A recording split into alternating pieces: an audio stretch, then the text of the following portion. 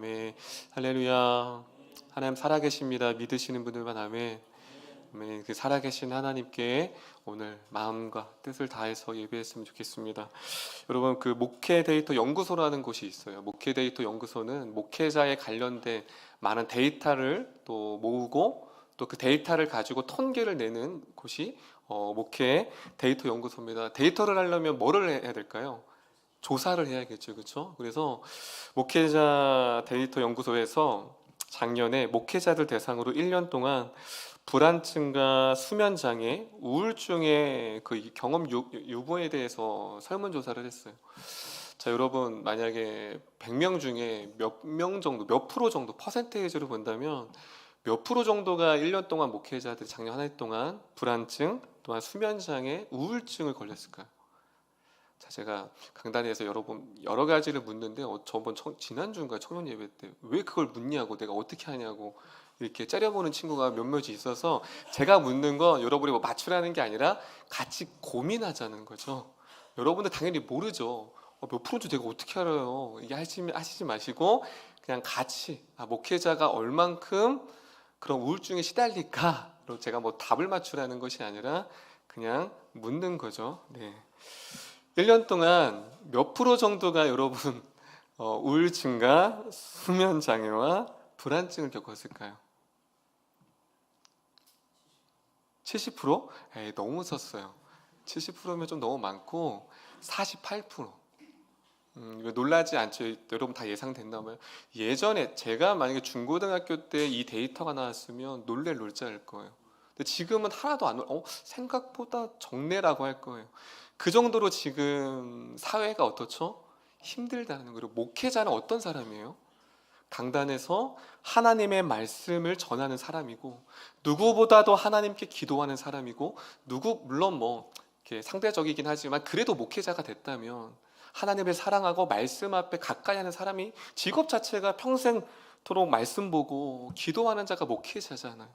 그런데 영혼들을 인도할 목회자가 몇 프로가요?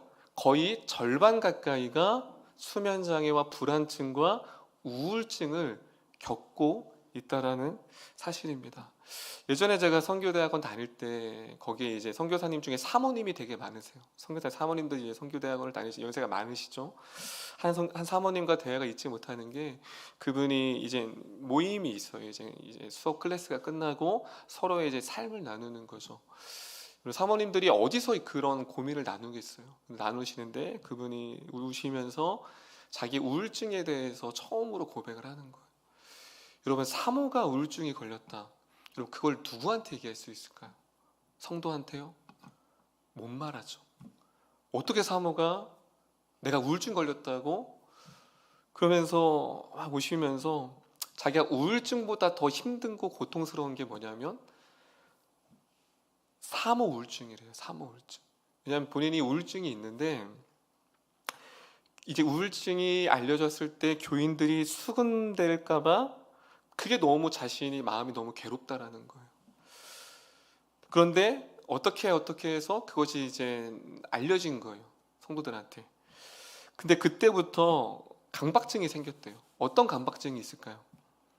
나는 사모이기 때문에 늘 평온해야 되고 기쁨이 넘치고 늘 웃어야 되는 강박증이 있는 거예요. 실제로는 내가 너무 죽을 것 같고 내가 너무 힘들고 견디기 어려운데 사람이 보기 어려운데 그걸 억지로 밝은 척을 해야 되고 억지로 그 감정을 눌러야 돼요.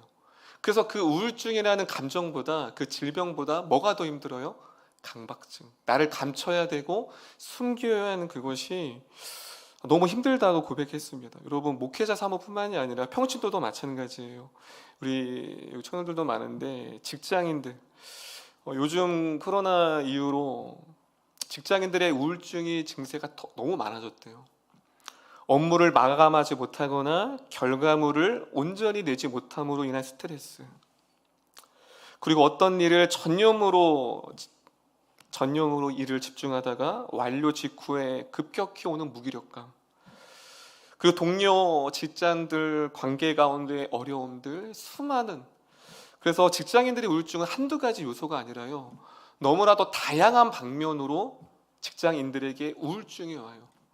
그런데 문제는 생계를 위해서 그렇게 힘겹게 매일매일 직장을 나갈 수밖에 없는 사람들, 무기력감이 온다는 거죠. 직장인만 그럴까요? 우리 학생들, 청소년들, 그리고 요즘은 초딩 우울증도, 초딩 우울증이 좀 그렇지만 초등학생 우울증이 있는 거 아세요, 여러분? 그 정도로 지금 대한민국은 코로나 이후로 뭐와 싸움인 줄 아세요? 우울증과 싸우고 있어. 그래서 한 연구에 의하면 여러분 전체 인구의 몇 프로가 우울증일까요? 우울증 증세가 아니라 우울증 몇 프로예요?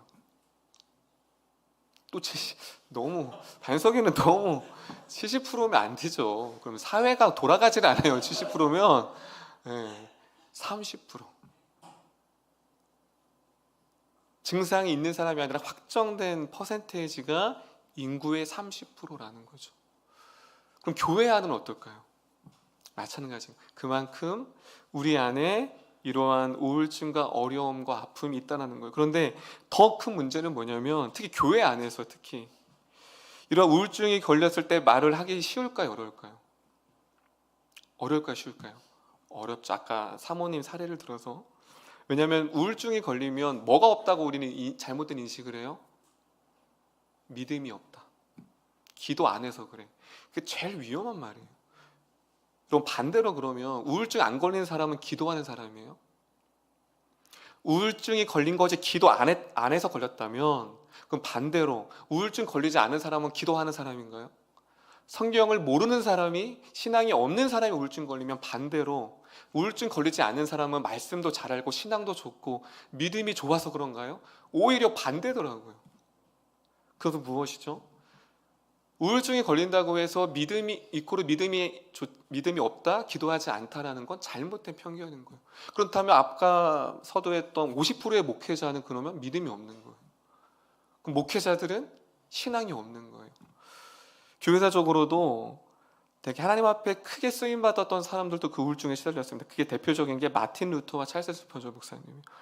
마틴 루터는 다 아시죠? 종교개혁자. 그리고 찰스 스펀저는 침례교회 목사지만 황급의 입이라고 가장 역대 설교자로서 찰스 스펀저 목사님이 우울증에 걸렸어요. 그래서 찰스 스펀저가 어느 날 선교에서 우울증이 참으로 고치기 어려운 질병임을, 자신도 그 우울증에 시달리고 있음을 간증하기도 했습니다. 그러면서 찰스 스펀저 목사님 말씀하시는 게 뭐냐면 우울한 감정은 내 의지보다 훨씬 강하게 나를 지배했습니다.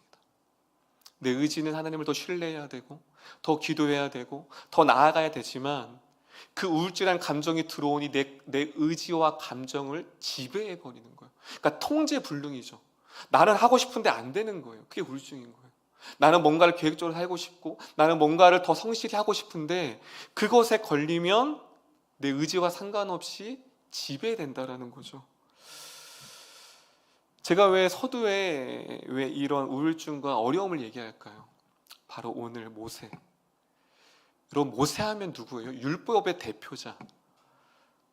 출애굽시키고 당대에 하나님 앞에 쓰임받았던 그 모세 또한 비슷한 그 증상 가운데서 여러분 가나안 땅이 이제 코앞에 잡혔어요.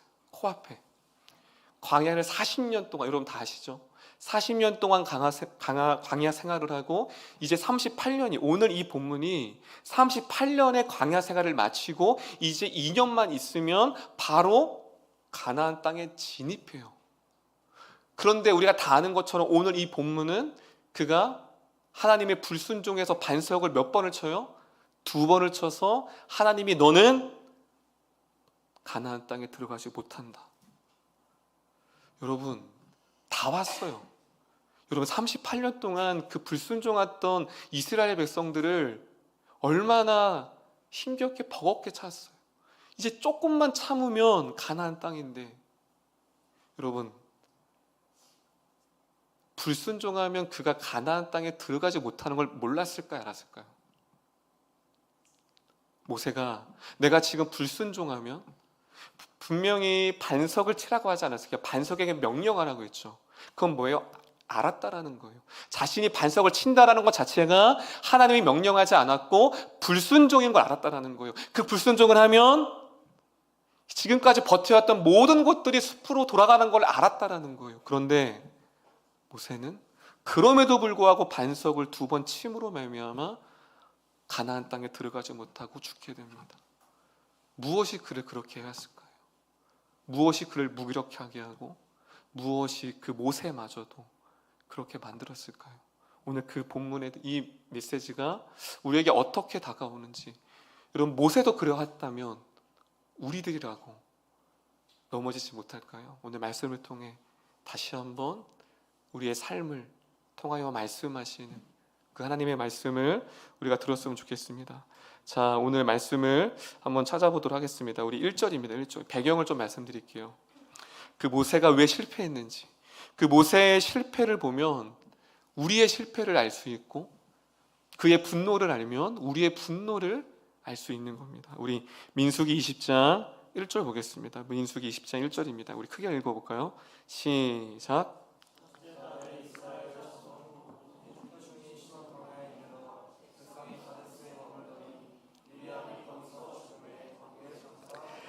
자, 이제 38년이 지나고 그가 다담다 가데스. 여러분 가데스 바냐에 지금 머물렀어요. 여러분 가데스 바냐 하면 여러분 떠오르는 게 사건이 하나 있으셔야 돼요. 뭐가 있을까요? 가데스 바냐.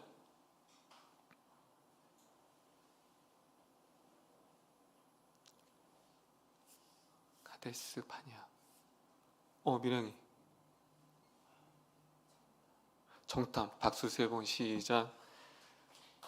성경 공부, 수요성 공부의 수제자 같아요. 정탐이죠. 여러분 가데스 바냐 하면 정탐을 딱 잊지 마셔야 돼요. 자, 우리 말씀 볼게요. 우리 민수기 14장으로 거슬러 가겠습니다. 민수기 14장 2절 3절이에요.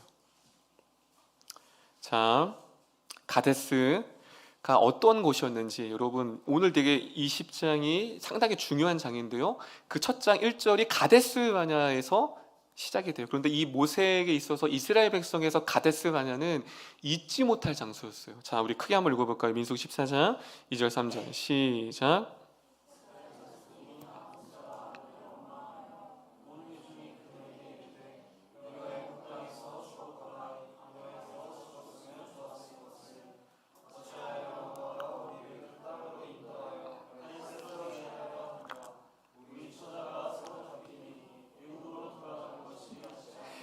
여러분 이 민수기 14장은요 어떤 장면이냐면, 이제 그가 가나안 땅을 10명이 전탐꾼을 보내요. 12명을 보내죠. 그렇죠? 이 배경은. 그래서 아까 앞 13장에는 12명을 보내고, 다 아는 것처럼 주일학교 다 드셨죠? 몇 명이 안 된다고 했어요? 10명. 그리고 2명만이, 그 2명이 누구죠? 여호수아와 갈렙. 그러니까 그들이 이 2명 여호수아의 갈렙의 말을 듣는 게 아니라 10명의 부정적인 보고, 우리는 그들의 밥입니다. 그 얘기를 듣고 지금 가데스 바냐 앞에서 이제 가나안 땅, 약속의 땅이 눈앞에 있는데 그들이 원망한 거예요. 왜 우리를 출애굽시켜서 우리를 죽게 하느냐. 여러분 이 한마디를 통해서 그들이 40일 정탐을 했거든요. 그래서 거기에 1일에 1년을 추가해서 총 몇 년이요? 40년을 방황케 해요. 만약에 그들이 믿음으로 고백했다면 바로 그냥 40년을 돌지 않고 방황하지 않고 가나안 가데스 바냐에서 가나안 땅을, 왜냐면 가데스 바냐에서 가나안 땅은 바로 앞이에요. 바로 들어갔을 거예요. 그런데 그들이 무엇이죠? 지금 14장처럼 그들이 원망하고 다툽니다. 그래서 그들이 38년을 돌아요. 생각해 보세요. 잃어버린 38년. 그래서 19장까지가 바로 19장까지가 출애굽 1세대 이야기고, 그리고 20장으로 넘어가서 38년이 지난 거예요. 그러니까 한마디로 1장부터 민수기 1장부터 19장까지는 2년 동안의 스토리예요. 광야에서 2년 동안. 그리고 바로 38년을 뛰어요. 20장부터. 중간이 없어요. 민수기에는. 그러니까 오늘 20장은 무엇이에요? 앞에 19장까지 출애굽하고 2년 동안의 스토리를 얘기하고 있고, 20장은 뭐예요? 36년을 건너뛰고 바로 38년이 지난 후에 바로 가데스 바냐, 38년 전에 있었던 그곳에 동달에 있습니다. 여러분 이 모세가 어떤 감정일까요? 여러분 제가 모세였다면 백성들이 엄청 원망스러울 거예요. 그렇게 출애굽 시키고 놀라운 기적을 경험했음에도 불구하고 너희들이 원망하지 않았더라면 38년을 내가 고생하지 않았다. 여러분, 모세 38년 출애굽기, 신명기, 민수기를 보세요. 매일매일 불평하고 원망하고 반복되는 그 어려움 가운데서도 그들을 늘 사랑으로 38년을 견뎌왔어요. 얼마나 원망스러웠을까요? 그런데 이제 자신도 이제 얼마 남지 않고, 여생도 얼마 남지 않고, 이제 그들과 함께 지금 어디 앞에 있어요? 가데스 바냐. 여러분, 모세가 어떤 마음일까요? 어떤 감정일까요? 그런데 38년과 다른 부분이 있습니다. 어떤 부분이죠? 38년에 같이 가데스 바냐에 있었던 세대는 출애굽 1세대예요. 그런데 오늘 38년이 지나고 가데스 바냐 앞에서 가나안 땅을 바라보는 세대는 출애굽 몇 세대일까요? 몇 세대일까요? 2세대예요. 2세대는 어떤 세대죠? 광야 세대. 광야에서 났어요. 여러분, 출애굽 2세대를 한번 여러분 유추해 보세요. 자기가 태어났는데 그곳이 장소가 어디예요? 광야. 집이 없어요. 여러분, 이 아이가 이 출애굽 2세들이 부모님께 물었을까요? 안 물었을까요? 뭘 물어봤을까요? 아빠, 왜 우리는 집이 없어요? 엄마, 우리는 왜 자꾸 이렇게 모래바람에 늘 휘둘려 다녀야 돼요? 저 왜 정착을 안 해요? 여러분, 이 질문 안 했을까요? 질문을 했겠죠. 그런데 그 출애굽 2세대들이 오늘 자신의 부모 세대와 똑같은 원망을 합니다. 그게 오늘 본문이에요. 자, 몇 절을 보시냐면 5절 볼게요. 여러분, 5절을 보면 이 배경을 모르면 그냥 출애굽 20장은 그냥 출애굽 1세대들이 그냥 했던 원망인 줄 아는데, 여러분 20장은 출애굽 1세대가 아니라 2세대예요. 광야 세대. 출애굽의 경험을, 홍해에 가는 사건을 경험하지 못한 세대. 여러분, 그들이 부모 세대랑 똑같은 원망을 합니다. 그게 몇 절이냐면 5절이에요. 5절 볼게요. 크게 읽겠습니다. 시작.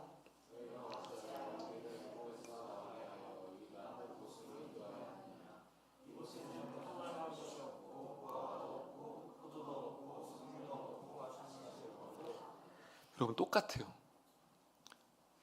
이걸 뭐라고 하죠? 대자배라고 하죠. 똑같아요. 부모 세대와 똑같은 원망을 지금 누가 해요? 출애굽 2세대. 근데 여러분, 출애굽 2세대인데 출애굽 2세대는 광야에서 났어요. 애굽살이도 종살이도 안 했고 홍해 사건이나 아무것도 기적을 경험하지 못했어요. 그런데 광야에서 만나와 메추라기는 경험했죠. 그런데 그들이 뭐라고 말해요? 뭐가 이상해요? 5절에 애굽에서 나오게 하여 나쁜 곳으로 인도하였느냐. 여러분, 이들이 애굽을 경험했어요? 안 했어요? 안 했죠. 그런데 그들이 왜 애굽에서 나왔냐고 해죠. 마치 이걸 보면 출애굽 1세대의 고백인 줄 알아. 이 5절이. 그냥 애굽에서 나왔다. 애굽을 경험도 하지 않고 보지도 않고 경험도 안 했는데 그들이 왜 애굽에서 나온 걸 한탄할까요? 누구의 탓일까요? 누구의 영향일까요? 부모 세대. 그리고 그래서 부모의 말이 너무 중요한 거예요. 그들이 계속 38년 동안 광야에 들었던 건 뭐예요? 원망, 불평, 한탄. 내가 왜 그때 출애굽해서. 여러분, 이 한탄들과 이 말이, 이 원망이 고스란히 누구한테 전달됐어요? 자녀. 그들이 하도 부모 세대에 들었기 때문에 자신이 그 애굽에서 나온 그 원망, 동일하게 그들이 가데스냐 앞에서 출애굽 2세들이 불평을 합니다. 그렇다면 모세 입장을 생각해 볼게요. 38년 동안 출애굽 1세대를 그렇게 억지로 끌고 왔고 이제 출애굽 2세대까지 끌고 왔어요. 한참 진짜 어려요. 이때 모세 나이가 거의 모세가 몇 세에 죽었냐면 120세 죽었어요. 거의 끝에 할아버지고 완전 대선배죠. 그런데 그 진짜 파릇파릇한 아이가 막 모세에게 막 지금 원망하고 있어. 그럼 이 모세의 감정이 어떨까요? 다 따라합니다. 나는 실패했구나. 여러분, 모세의 감정을 떠올려 보세요. 그렇게 1세대와 2세대를 그렇게 끌고 믿음으로 하나님을 전파했는데, 그래, 출애굽 1세대는 끝났어. 그래, 그들은 실패했다고 쳐. 그런데 지금 누구까지도 지금 원망해. 하나님을요? 2세대까지 원망합니다. 전혀 변하지 않는 그 세대를 향하여서 그는 들었던 마음이 무엇이죠? 실패. 자신의 사역에 대한 실패와 무기력감과 무력감이 그에게 찾아왔습니다. 이것이 첫 번째 감정이에요. 두 번째는 무엇이죠? 다음은 다 반복되는 문제. 여러분, 38년 동안 백성들이 변하지 않는 거예요. 여러분, 반복된 아픔을 계속 맞이한다고 생각해요. 여러분이 지금 힘들어하는 어떤 관계나 어려움이나 아픔을 38년 동안 계속 끊임없이 반복된다고 생각해 보세요. 이제 끝났다고 생각했을 거예요. 이제 모세는요. 이제 가나안 땅 다 왔으니까요. 하나님 약속한 40년이 다 찼으니까요. 그런데 여전히 그 아픔과 그 여전히 변화되지 않는 그 백성들을 바라봐야 합니다. 좌절하죠. 그리고 후회함이 왔을 것 같아요. 이제 목회자니까 더 모세의 감정이 이입되는 거예요. 제가 여러분들을 그렇게 38년 동안 목회했는데 여전히 하나님을 원망하고 여전히 변하지 않는다면 여러분을 향한 원망보다 자신을 향한 목회자는 자신을 향한 원망이 있겠죠. 그리고 또 그렇게 따라오지 못한 인간인지라 성도를 향한 마음이 웜통함이 있겠죠. 지금 누가 그런 거예요? 모세가 그런 거예요. 38년 동안 참았던 그 감정들이 한 번에 다 지금 올라오는 상황 가운데 있었습니다. 옆 사람이 이렇게 볼까요? 사람이 제일 무섭습니다. 여러분, 사람이 제일 무서운 거 아세요? 귀신은 안 무서워요.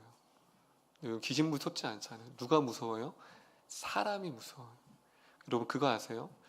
나에게 상처 주는 것은 유일해요. 사람이 상처를 줘요. 집에 있는 강아지가 나한테 상처를 줄까요? 물론 가끔 할 때는 있겠지만 그런 마음의 상처는 동물도 안 줘요. 그 누구도 상처를 안 줘요. 누구만 줘요? 사람. 그 사람이 제일 무서운 거예요. 지금 모세가 무엇이에요? 이제 사람이 무서워졌습니다. 오늘 말씀을 준비하면서 예전에 읽었던 그 게리 맥키토 씨가 지었던 리더십의 그림자라는 책이 있어요. 그 리더십의 그림자는 성경의 인물들의 리더십 유형을 바라보면서 그들의 아픔과 문제를 그것을 분석하는 거예요. 의학적으로.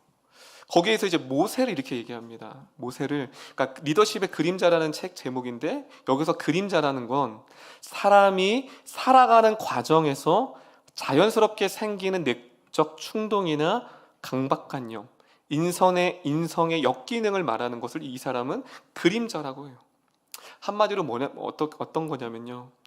인성의 일부분으로 작용하거나 모습을 드러내지 않은 채 우리 자신 속에 남아 있다가 때로는 우리가 전혀 예상하지 못한 방법으로 우리 자신과 남에게 달려드는 것처럼 나타나기도 한다. 이것을 맥킨토시는 뭐냐면 그림자라고 했어요. 자, 이것을 되게 어려운 말이죠. 쉽게 풀면 뭐냐면 내 안에 여전히 해결되지 않은 감정들이 있다는 거예요. 사람마다. 그런데 그것이 해결되지 않으면 언젠가 내 속에 남아있다가 어떠한 특정한 상황과 사건 가운데서 나도 모르게 그것이 감정이 충돌되는 거예요.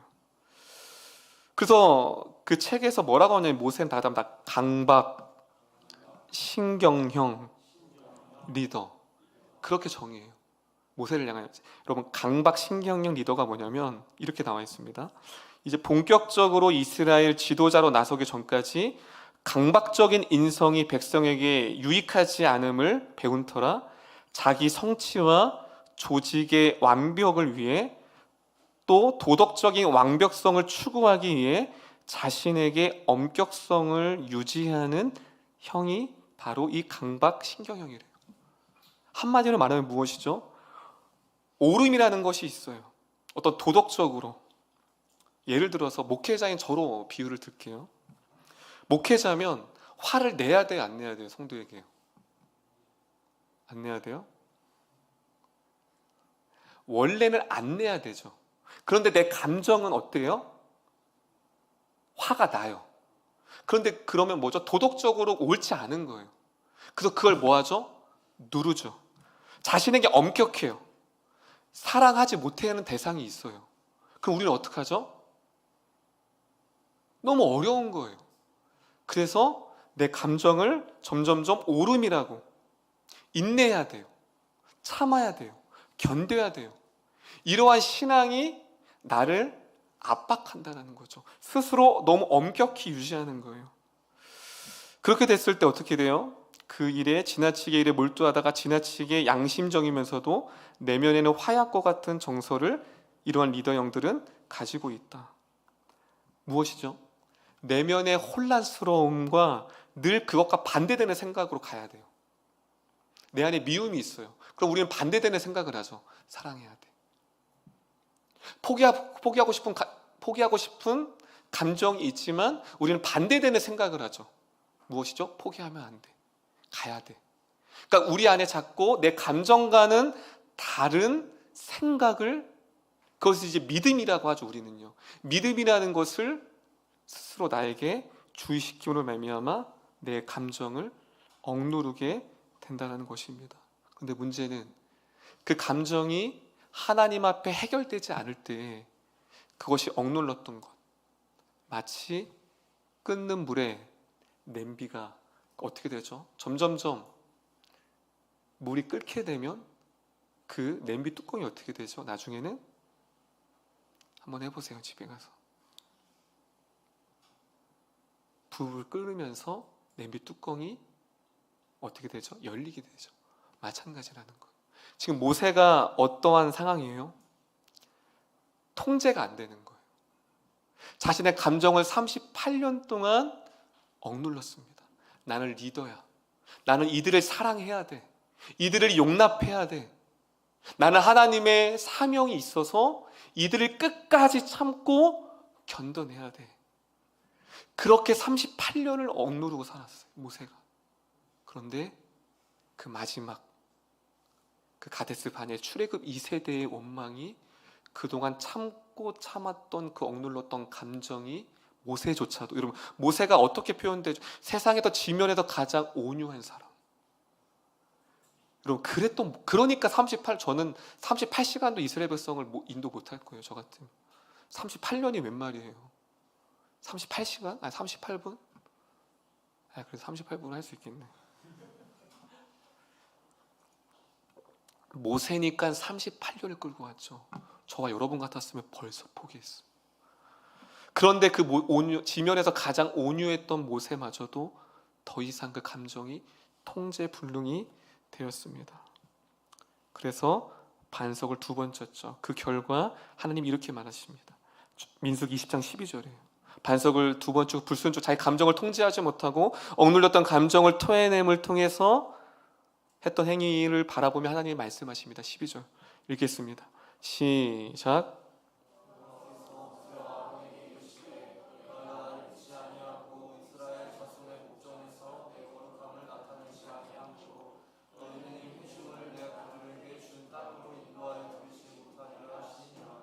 아멘. 제가 아무래도 목회자이기 때문에 모세의 감정이 더 이입이 되는 것 같아요. 38년을 하나님을 사랑하고 순종했어. 정말 힘겹게 그렇게 38년을 달려왔어요. 그런데 딱 한 번, 정말 모세에게 실수를 딱 한 번 꽂자면 오늘 이 본문이에요. 반석을 2번 친 거 딱 하나.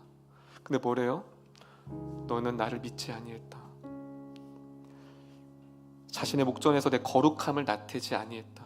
뭐죠? 너의 분노와 너의 화를 다스리지 못했다라는 거예요. 하나님 조금 너무하신 것 같지 않아요?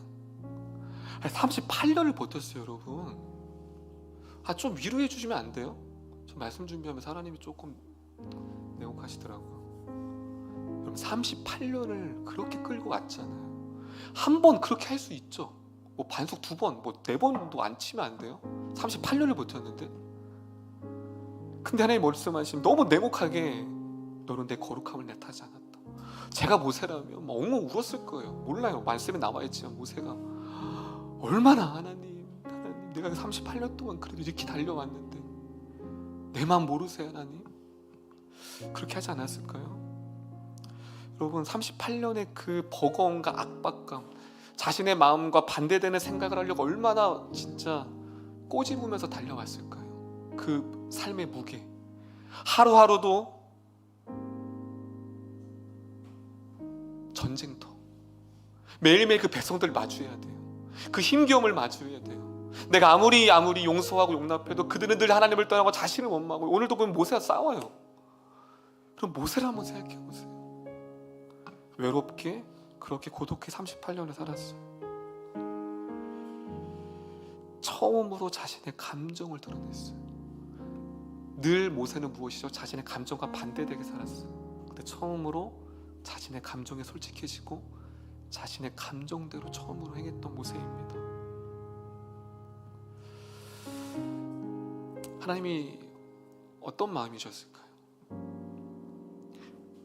11절에 하나님 어떤 마음인지를 조금 더 들여다볼 수 있습니다. 11절 크게 한번 읽어볼까요? 시작.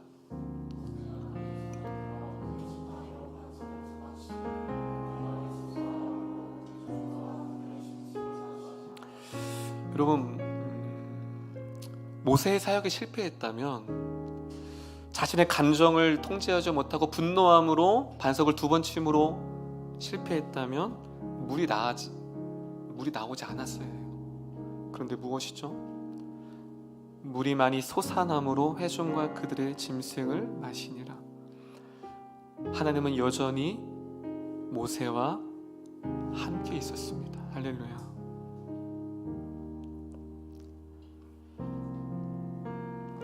저는 이 본문을 보면서 모세는 스스로 실패자라고 자절했을 거예요. 불순종한 사람, 사명을 포기한 사람, 힘들다고 마지막까지 사명을 완수하지 못하고 자신의 감정을 통제하지 못하고 실패한 사람으로 그는 생각했을 거예요. 그런데 오히려 저는 오늘 이 본문이 그렇게 느껴지는 거예요. 모세야, 이제 그 짐을 내려놓을 때가 됐다. 더 이상 백성들과 씨름하고 더 이상 네 감정과 반대대로 억누르지 않고 그 짐을 내려놓으라. 저는 한 번도 이 본문을 그렇게 보지 않았는데, 모세의 감정과 마음을 묵상하는 분이 하나님 그러신 것 같아요. 여러분, 이 다음 하루 그 다음 삶이 어땠을까요? 가나안 땅에 들어가지 못하지만 그 마음에 자유함이 있었을 것 같아요. 그 짐을 이제 내려놨어요. 더 이상, 이제 드디어 모세가 처음으로 자신을 돌아볼 수 있게 되었습니다. 더 이상 백성들을 향한 다른 감정을 억누르지 않아도 됐어요. 더 이상 이제 사람을 치어서 더 이상 백성들과 두려워하지 않아도 됐습니다. 그리고 그는 그렇게 몇 년 있다가 하나님 품에 안기게 됩니다. 결론을 맺겠습니다. 여러분, 감정 숨기지 마세요. 내가 감당할 수 있는 믿음의 영역이 있거든요. 근데 우리는 너무 오름을 많이 알아요. 사랑해야 되고, 기다려야 되고, 신뢰해야 되고, 그리고 신뢰하지 못하는 나, 사랑하지 못하는 나, 용납하지 못하는 나를 자꾸 자책해요. 모세가 그 감정을 누군가한테 풀어놓고 같이 마음을 나눴더라면 반석을 2번 치지 않았을 것 같아요.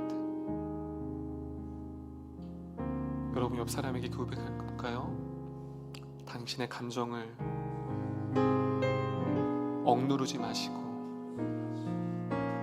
나에게 말해다오. 할렐루야. 여러분, 모세와 같이 우리는 너무 나를 억압해요. 내 감정과는 너무 다르게, 내 감정은 치부해요. 다른 사람의 감정은 너무 많이 잘 살피고 바라보는데 정작 내 아픔과 감정은 무시할 때가 있어.